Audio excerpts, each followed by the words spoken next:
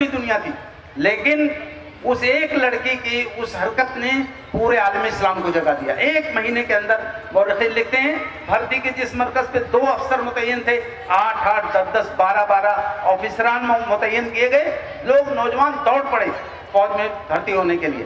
تو میں واقعہ آپ کو سنانا چاہتا ہوں، اس ایک لڑکی نے پورے عالم اسلام کو کیسے بیدار کیا۔ وہ لڑکی نے اگلے جمعہ میں کیا کیا، عجیب و غریب حرکت کی، اپنے سارے بال کینچی سے کاٹ ڈالے۔ ہماری بہنیں بیٹیاں بیٹھی ہیں، بالوں کے لیے کتنی ریاضت کرتی ہیں بیچاری، بال کاٹ کر کے ایک لفافے میں بھر دیا اس نے، اور خالی امام صاحب کو خط لکھا کہ محترم امام صاحب، آپ نے گزشتہ جمعہ میں ملت کی جو حالت زار بیان کی تھی، مجھے انتہائی صدمہ ہے کہ میں ایسے نازک حالات میں اپنی ملت کے لیے کچھ کام نہیں آ پائی۔ میں لڑکی ہوں، مجھے فوج میں جانے کا نظام نہیں ہے، میں وہاں بھی چلی جاتی۔ اس کے بعد جو اس نے بات کہی ہے، عجیب بھولا پن ہے اس بچی کے اس جملے میں۔ اس نے کہا البتہ میں نے بچپن میں سنا تھا کہ بالوں کی رسی بہت مضبوط ہوتی ہے، تو میں اپنے بالوں کی رسی بھیج رہی ہوں، آپ اس کے بالوں کو بھیج رہی ہوں، اس کی رسی بنوا دیجیے گا، میرے کسی مجاہد بھائی کے گھوڑے باندھنے کے کام آ جائے۔ اس طرف سننا تھا کہ مسجد میں لوگ پھوٹ پھوٹ کر رونے لگے، چیخنے لگے، اور جیسے نماز ختم ہوئی لوگوں نے امام سے کہا کہ آپ مرکز میں آ جائیے، ہم سب سے اجتماعی حلف لے لیجئے، ہم سب فوج میں جائیں گے۔ میں صرف یہ کہنا چاہتا ہوں، آج کے اس جلسے میں آپ تشریف لائے، بھائی آئے، بزرگ آئے، بہنیں بیٹیاں آئیں، میں صرف آپ سے کہنا چاہتا ہوں باخبر رہیے۔ باخبری یہ پیغمبر کو ہوا ہے، یہ کوئی دنیا کا کام نہیں ہے، یہ کوئی لعنت زدہ سیاست نہیں ہے۔ باخبر رہنے کا نقد انعام ملتا ہے، ایک لڑکی جاگ جاتی ہے، پوری امت کو جگہ دیتی ہے۔ آخر میں آپ سے چند ایک ضروری باتیں کرنا چاہتا ہوں، خاص کر کے اساتذہ بھی ہیں، کوئی تفصیلی بات نہیں کی جا سکتی ہے، لیکن اللہ کے نبی صلی اللہ علیہ وسلم نے ایک جملہ کہا ہے، وہ شوق و مرکبی، شوق اور طلب میری سواری ہے۔ اداروں کے اندر، طلبہ کے اندر شوق پیدا کرنا یہ بہت ضروری ہے۔ ہمیں اپنے بچوں کو شوق سے مملو کر دینا ہے، ان کے اندر طلب کا ایک جو ہے ذوق ابھار دینا ہے۔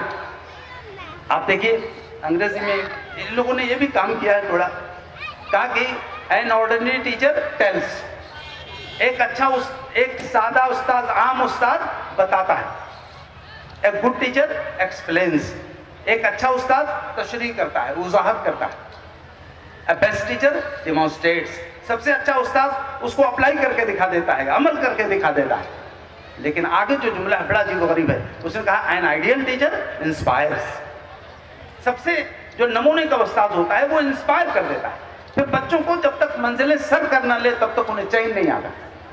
آپ سمجھیے اس وقت دنیا میں، میری عمر کے ایک دنیا کے سائنٹسٹ ہیں، ہم لوگ پڑھ رہے تھے اس زمانے میں، وہ کابل میں پڑھ رہے تھے، جانتے ہیں دنیا کا سب سے بڑا میتھس کا اسکالر ہے اس وقت افغانستان کا، جہاں تعلیم اور ٹیکنالوجی اور اس کا کوئی زیادہ سورج ہی نہیں طلوع ہو رہا تھا۔ ان کا نام ہے سید جلال، اس وقت امریکہ میں ایز اے گیسٹ تقریباً 40 سال کے سے وہ رہ رہے ہیں۔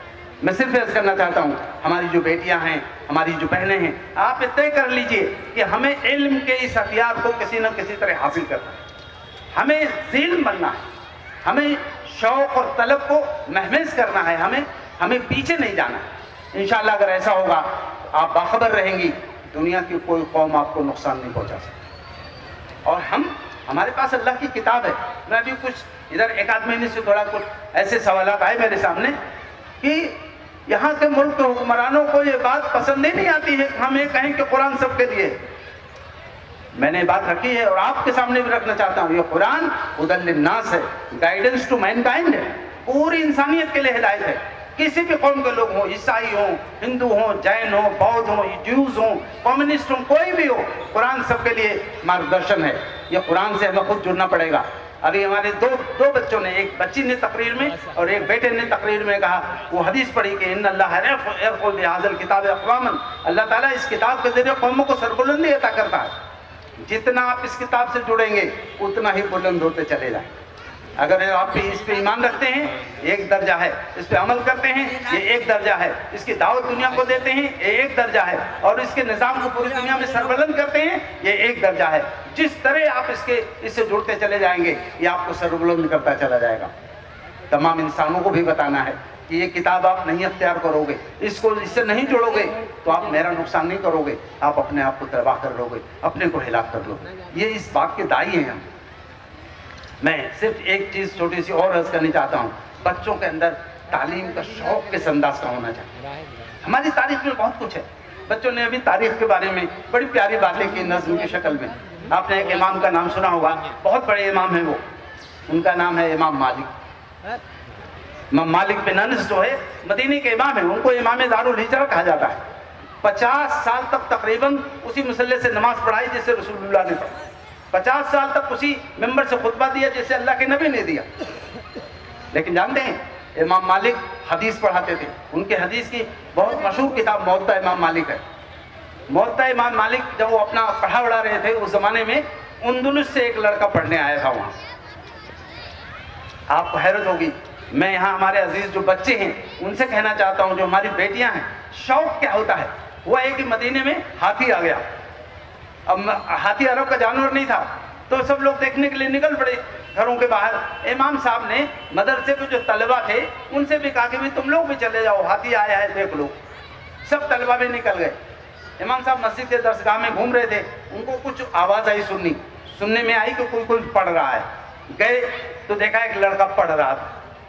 امام صاحب نے دیکھا اس کا نام احیا ہے۔ آپ نے کہا کہ بیٹے احیا، سب لوگ ہاتھی دیکھنے گئے ہیں، تم بھی چلے جاؤ دیکھ لو، ہاتھی آیا ہے۔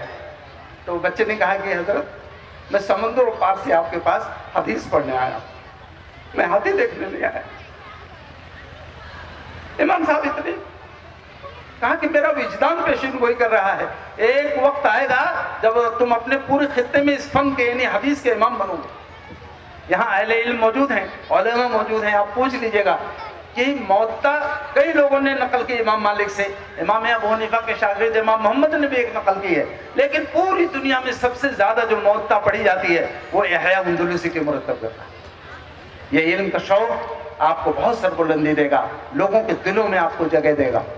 یہاں میں ایک چیز اور بات کر کے اپنی گفتگو کو مکمل کر دینا چاہتا ہوں کہ اس وقت ہمیں ہماری بہنیں بیٹھی ہیں، دیکھیے بچوں کی تربیت اگر آپ نہیں کر سکے تو یہ علم ان کے ہاتھ میں ایک بڑا خطرناک ہتھیار ہو جائے گا۔ اگر مان لیجئے کہ کوئی ناسمجھ ہے اور آپ اس کو رائفل دے دیں گے تو کیا ہوگا؟ کچھ انوانٹیڈ چیزیں ہو جائیں گی، انولنگ چیزیں ہو جائیں گی۔ تو ان کو سمجھ دینا، ان کی تربیت کرنا، ان کو ڈھالنا، سنوارنا، یہ ہماری بہت بڑی ذمہ داری ہے۔ میں آپ کو صرف ایک چھوٹی سی بات سنانا چاہتا ہوں۔ حضرت حسن اور حضرت حسین رضی اللہ عنہ، یہ دونوں لوگ چھوٹے چھوٹے تھے، نماز پڑھتے تھے، مسجد میں تھے، وضو کر کے جا رہے تھے نماز پڑھنے، تب تک ایک بدو آدمی آ گئے۔ تو وہ آئے فوراً، تو انہوں نے جلدی سے پیر دھلا اور اپنا ہاتھ دھل کے منہ دھلا جلدی سے اور جا کے نماز پڑھنے لگے۔ یہ بچے تھے چھوٹے چھوٹے، انہوں نے کہا چچا میاں نے تو وضو ہی نہیں کیا، ایسی نماز کیسے ہوگی؟ تو انہوں نے سوچا کہ چچا میاں تو بزرگ ہیں، بڑے ہیں، اب کیسے کہیں کہ آپ نے وضو غلط کیا ہے؟ تو دیکھیے میں آپ سے کہنا چاہتا ہوں، یہ وہ سلیقہ کون دے گا؟ یہ باپ دے گا، یہ ماں دے گی۔ وہ دونوں گئے، چچا میاں سے سلام کیا، کہا چچا میاں ہم دونوں بھائی ہیں، آج کل نماز سیکھ رہے ہیں، تو ہم چاہتے ہیں کہ ہم وضو کریں اور آپ دیکھ لیجئے، اگر کوئی چیز چھوٹ جائے رہ جائے تو آپ اس کو ہمیں بتا دیجئے۔ پھر بچوں نے اپنا وضو کیا، سلیقے سے کلی کیا، ناک میں پانی ڈالا، منہ دھلا، ہاتھ دھلا، مسح کیا سب۔ پھر آ کے دونوں بڑی معصومیت کے ساتھ وہ بدو کے سامنے کھڑے ہو گئے، انہوں نے کہا چچا میاں کوئی چیز غلط تو نہیں ہو گئی، کچھ چھوٹ تو نہیں گیا؟ وہ بدو نے ان دونوں کو چمٹا لیا، رونے لگا، کہا کہ میرے عزیزو تم مجھے اپنے وضو کی غلطیاں تھوڑی دکھا رہے تھے، تم مجھے وضو سکھا رہے تھے۔ بڑے ہی خوش قسمت ہے وہ ماں باپ جنہوں نے تمہاری، وہ جانتا نہیں تھا کہ کون ہے، کہا کہ وہ ماں باپ بڑے خوش نصیب ہیں جنہوں نے تمہیں ایسی تربیت دی ہے۔ میں آپ سے عرض کرنا چاہتا ہوں، یہ تعلیم کے ساتھ ساتھ تربیت کا نظام ہمیں اختیار کرنا ہے، ہمیں اسی ایک کام انجام دینا ہے۔ میرے بھی بچے ہیں، بچیاں ہیں، آپ کے ہاں بھی اللہ تعالیٰ نے آپ کے گلشن میں بہت سارے پھول کھلائے ہوں گے۔ میں چاہتا ہوں ان پھولوں کو پوری دنیا مرجھانا چاہتی ہے۔ ابھی آپ نے دیکھا 5000 سے زیادہ بچے وہ پھول وہ مرجھا گئے فلسطین میں۔ تو ہمیں اپنے بچوں کو ایسا بنانا ہے کہ وہ جب دنیا سے جائیں رسول اللہ صلی اللہ علیہ وسلم کے دین کو تقویت پہنچا کر، نبی پاک صلی اللہ علیہ وسلم کے دین کو اور جو ہے حفظ کر کے اور اس کو سربلند کرنے کی کوششوں میں جائیں۔ یہاں اب میں آپ نے بہت سے اشعار بچوں نے سنائے، آج پتہ نہیں کہاں سے میرے ذہن میں کچھ اشعار آ گئے ہیں، میں آپ کو سناتا ہوں اور شاید میری پوری بات آپ اس میں سن لیں گے۔ آج سے قریب 50 سال پہلے ایک بہت بڑے شاعر ہیں، بہت بڑے مصنف ہیں، نعیم صدیقی، ان سے مولانا مودودی نے ایک نظم لکھنے کو کہا۔ तो नज्म लिखी उन्होंने, बड़ी अजीबोगरीब नज्म है।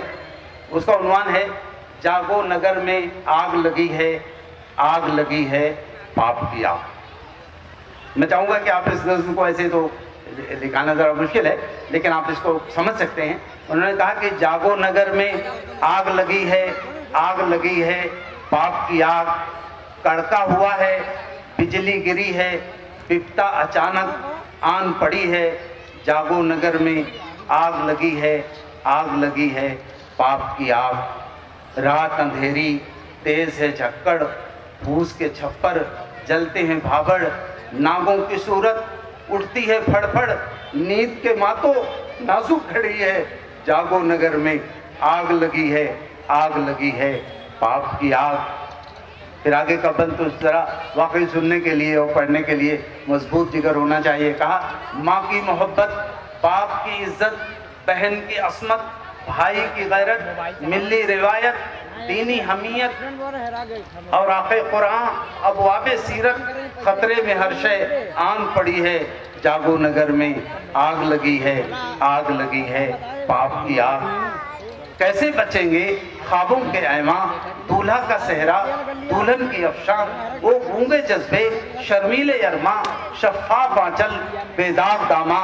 लूट मची है, लूट मची है, जागो नगर में आग लगी है, आग लगी है पाप की आग। फिर जिस तरह हमने मगरिब की नक्काली की है अंधी, उसका बड़ा अजीब मरसिया पढ़ा। कहा मगरिब से उड़कर आए शरारे, हमने ये समझा हैं लाला पारे, पलकों से चुनकर दिल में उतारे, अब रो रहे हैं शामत के मारे। हमने तबाही खुद मोल ली है, जागो नगर में आग लगी है, आग लगी है पाप की आग। फिर हल क्या है कि खुद जाग उठो, सबको जगाओ, आओ दुआ को हाथ उठाओ, अश्के नदामत मिलके बहाओ। आग बुझाओ, आग बुझाओ, आग मुसलसल फैल रही है। जागो नगर में आग लगी है, आग लगी है पाप की आग। मैं इन्हीं दुआया एहसासात के साथ मैं अपनी गुफ्तगू को मुकम्मल करने चाहता हूँ। मैं आपसे बहुत मुअद्दबाना गुजारिश कर रहा हूँ, खुदा के लिए हालात को समझिए, अपनी जिम्मेदारियों को समझिए। याद रखिए कि अगर आज हमने अपनी जिम्मेदारियों को ठीक से नहीं समझा